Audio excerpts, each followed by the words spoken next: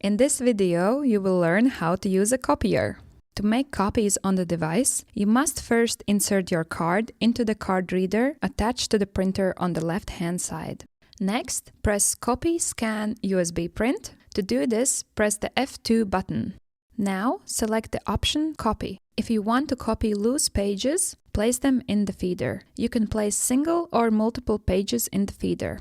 Then press Start to begin copying. Your copies will now appear in the output tray below the screen. If you want to copy from books or other media, you can place them on the glass surface in the printer.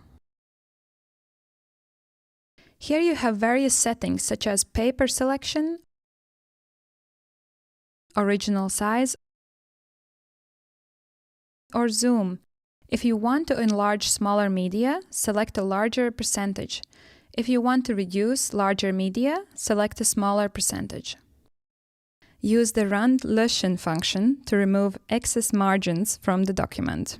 Once you have adjusted all your settings, press the Start button to start copying. Your copy will now appear in the output tray below the screen.